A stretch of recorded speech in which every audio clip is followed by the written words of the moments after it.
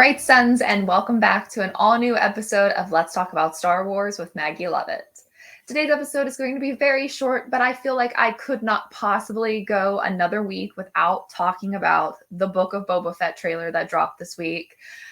It dropped kind of without any big fanfare on Monday. There were a lot of rumors that it was coming, so we all kind of knew, but it dropped Monday morning and it was just everything.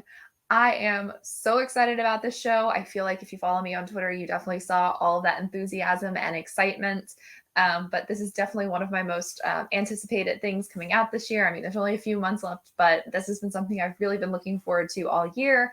And I still can't believe that I am excited about Boba Fett. If you have been following me for the past year, you know last October and November, I was not excited about the idea of having to suffer through Boba Fett. And if you've known me even longer than that, you know that back in like 2018, when there were rumors of a Boba Fett movie, I was not excited. Quite the opposite, in fact. But I have come a long way, and now I love Boba Fett. I actually bought some Boba Fett merch this week in anticipation for the new series. And I think a lot of it has to do with Tamora Morrison and also, of course, the one and only Fennec Shand, played by Ming-Na Wen. I think that, as I talked about when the tragedy aired, I think Robert Rodriguez has such a deft handle on these types of characters. And I've seen how he's handled this kind of gritty, morally gray characters in other projects. And I think that he is going to handle it so well. And I'm just so excited to see what happens with Boba Fett and Fennec Shand. Obviously, no surprise here that I ship those two characters together. But even if the ship doesn't happen, it is so exciting to see characters like them on screen being absolute badasses. Even based off the trailer, I feel like a lot of the things that I theorized about Boba Fett have kind of come to pass. And of course, it could all be red herrings and kind of a bait and switch, but he seems to be much more level-headed and more willing to operate with, as he says in the trailer, respect. And I think that's really exciting because, I think the comics in the past few years, in particular last year, and unfortunately it was Ethan Sachs' comic, I think that they've handled Boba Fett kind of poorly. But since his reintroduction to current canon in the television, I think they've gone a long way to making his character much more palatable and less of a fanboy fantasy.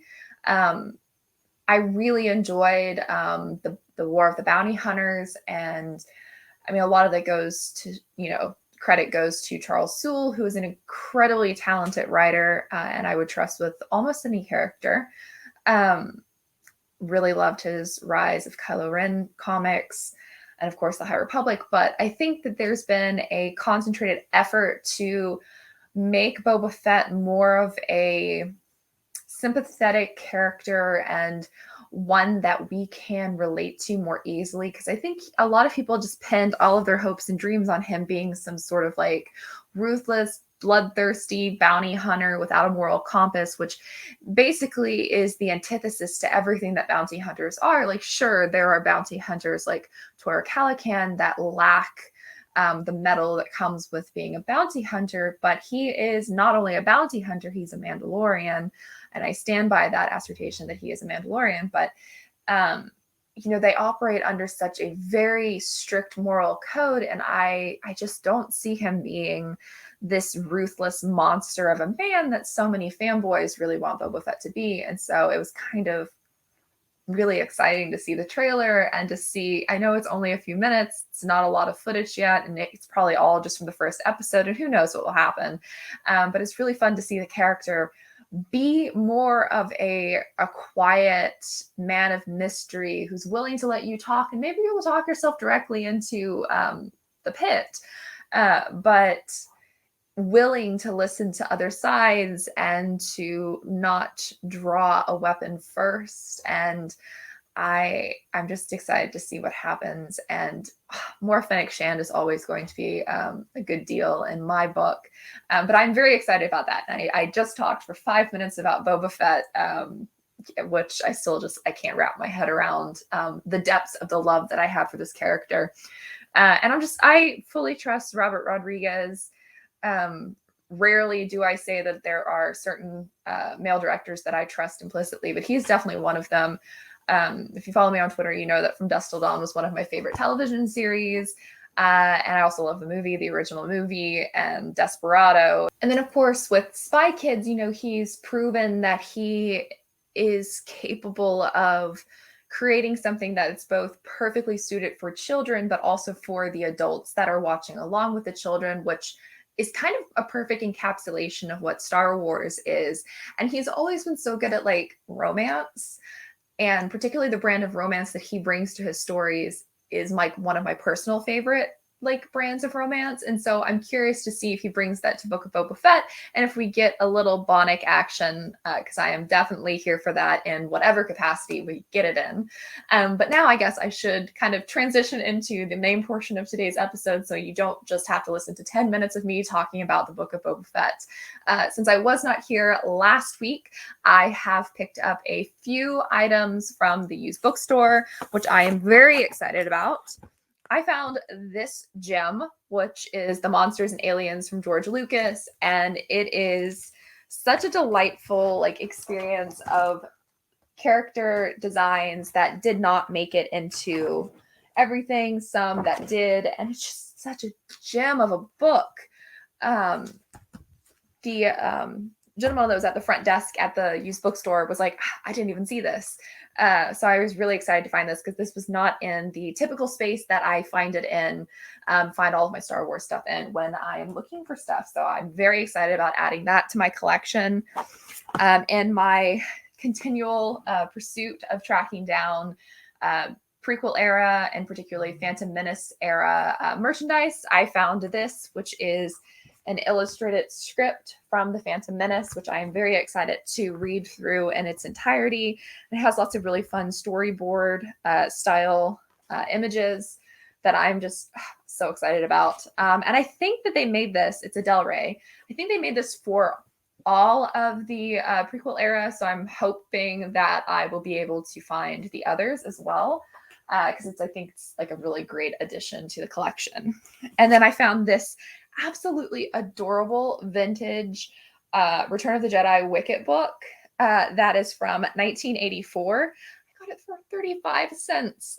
So this is a gem. It's just a cute little book, really nice illustrations.